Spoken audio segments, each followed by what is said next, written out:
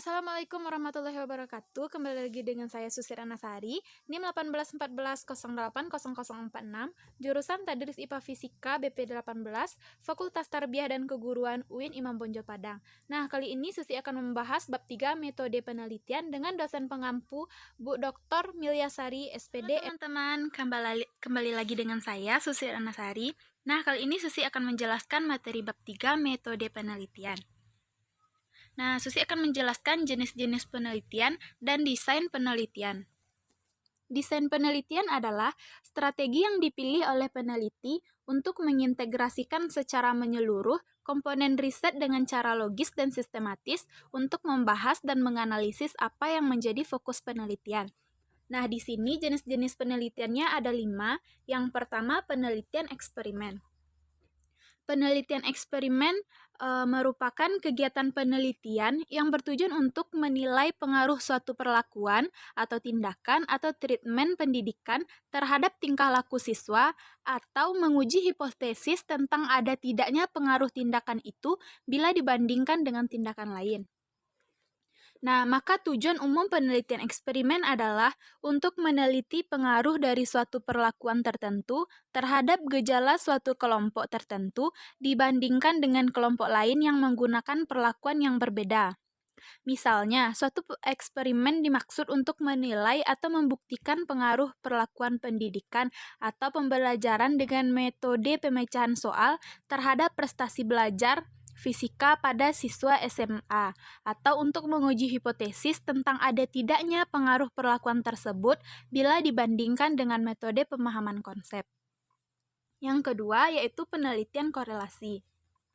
Penelitian korelasi adalah suatu penelitian yang melibatkan tindakan pengumpulan data guna menentukan apakah ada hubungan dan tingkat hubungan antara dua variabel atau lebih. Kemudian yang ketiga yaitu penelitian PTK atau penelitian tindakan kelas. Penelitian PTK ini adalah penelitian praktis yang dimaksudkan untuk memperbaiki pembelajaran di kelas. Penelitian ini merupakan salah satu upaya guru atau praktisi dalam membentuk berbagai kegiatan yang dilakukan untuk memperbaiki atau meningkatkan mutu pembelajaran di kelas. PTK dapat diartikan sebagai proses pengkajian masalah pembelajaran di dalam kelas melalui refleksi diri dalam upaya untuk memecahkan masalah tersebut dengan cara melakukan berbagai tindakan yang terencana dalam situasi nyata serta menganalisis setiap pengaruh dari perlakuan tersebut. Selanjutnya yaitu penelitian pengembangan. Penelitian pengembangan adalah suatu proses yang digunakan untuk mengembangkan dan memvalidasi produk-produk yang digunakan dalam pendidikan. Produk yang dihasilkan antara lain bahan pelatihan untuk guru, materi belajar, media, soal, dan sistem pengelolaan dalam pembelajaran. Nah, yang terakhir yaitu penelitian mixed method atau penelitian campuran, yaitu metode penelitian kombinasi antara metode penelitian kualitatif dan kuantitatif dalam satu kegiatan penelitian untuk menyelesaikan masalah penelitian dengan ditandai adanya data yang lebih komprehensif, valid, reliable, dan objektif. Penelitian campuran menghasilkan fakta yang lebih komprehensif dalam meneliti masalah pendidikan. Hal tersebut disebabkan oleh kebebasan peneliti untuk menggunakan semua alat pengumpul data sesuai dengan jenis data yang dibutuhkan. Sedangkan kuantitatif atau kualitatif hanya terbatas pada jenis alat pengumpul data tertentu saja. Nah, selanjutnya yaitu desain penelitian eksperimen. Di dalam jenis penelitian eksperimen itu ada desain penelitiannya, yaitu ada 2. Yang pertama, ilustrasi pre-experimental design. Nah, yang di ilustrasi pre-experimental design ini terbagi menjadi 3. Yang pertama, the one shot case study design. Yang kedua, the one group pretest post-test design. Dan yang ketiga, the static group comparison design. Nah, untuk yang desain yang nomor 2-nya yaitu quasi-experimental design. dibagi menjadi 5. Yang pertama, pre and post test group design, post test only group design, yang ketiga non-equivalent comparison group design, dan yang keempat time series design. Nah, pada time series design ini dibagi lagi menjadi 2. Yang pertama, end to repeat time series design, yang kedua equivalent time series design. Nah, yang terakhir yaitu repeated measure design. Nah, repeated measure design ini juga terbagi. Yang pertama, repeated measure design with counterbalancing. Selanjutnya yaitu contoh penelitian. Nah, ini Susi mengambil contohnya penelitian eksperimen dengan judul Pengaruh Problem Based Learning Model terhadap kemampuan berpikir kreatif siswa dalam mata pelajaran fisika.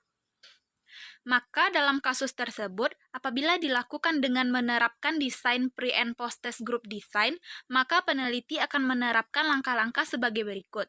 Yang pertama, peneliti memilih 2 kelompok subjek yang tidak ekuivalen. 1 kelompok dijadikan kelompok kontrol dan 1 kelompok lagi dijadikan kelompok eksperimen. Yang kedua, laksanakan pretest pada kedua kelompok tersebut.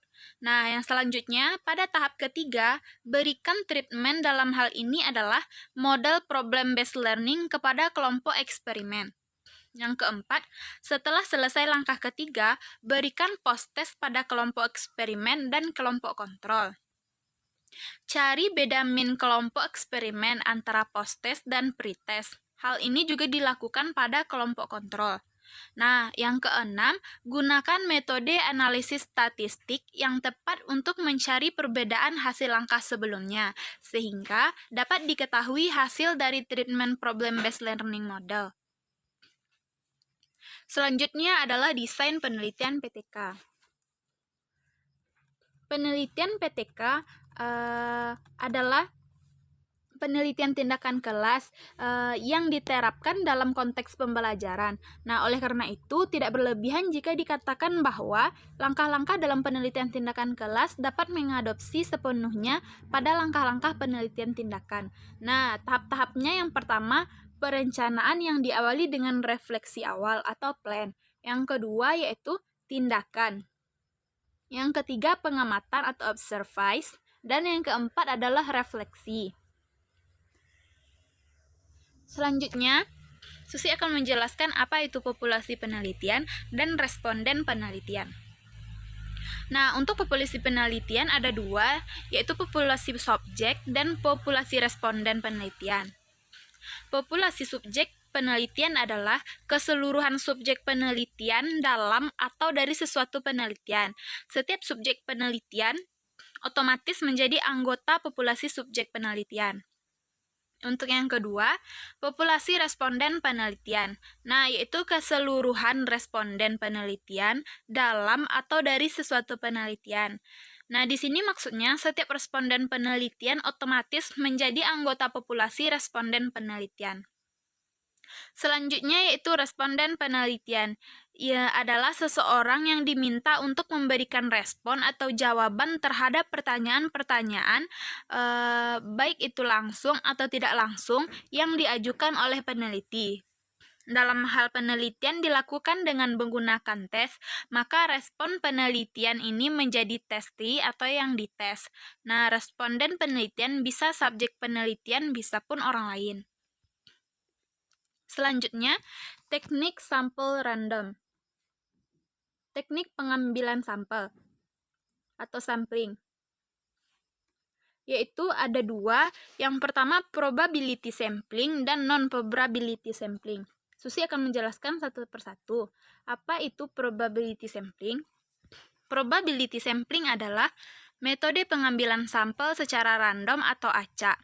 Dengan cara pengambilan sampel ini, seluruh anggota populasi diasumsikan memiliki kesempatan yang sama untuk terpilih menjadi sampel penelitian. Nah, untuk teknik pengambilan sampel probability sampling terbagi menjadi 5. Yang pertama, ada simple random sampling atau pengambilan sampel acak sederhana. Yang kedua adalah systematic random sampling atau pengambilan sampel acak sistematis. Nah, metode pengambilan sampel acak sistematis menggunakan interval dalam memilih sampel penelitiannya. Misalnya, sebuah penelitian membutuhkan 10 sampel dari 100 orang, maka jumlah kelompok intervalnya 100 dibagi 10 sama dengan 10. Kemudian yaitu stratified random sampling atau pengambilan sampel acak berstrata. Nah, metode pengambilan sampel acak berstrata mengambil sampel berdasarkan tingkatan tertentu. Misalnya, penelitian mengenai motivasi kerja pada manajer tingkat atas. Nah, manajer tingkat menengah dan manajer tingkat bawah. Proses pengacakan diambil dari masing-masing kelompok tersebut. Kemudian, yang ketiga yaitu ada yang keempat, pengambilan sampel acak berdasar area atau cluster random sampling. Yang kelima, multi-stage sampling atau pengambilan sampel acak bertingkat. Selanjutnya yaitu non-probability sampling. Non-probability sampling ini terbagi menjadi 5. Yang pertama ada purpose sampling, yaitu teknik pengambilan sampel yang cukup sering digunakan. Nah, metode ini menggunakan kriteria yang dipilih oleh peneliti dan memilih sampel. Kemudian ada accidental sampling. Yang ketiga ada quota sampling. Yang keempat ada snowball sampling. Nah, snowball sampling ini teknik pengambilan sampel berdasarkan wawancara atau korespondensi.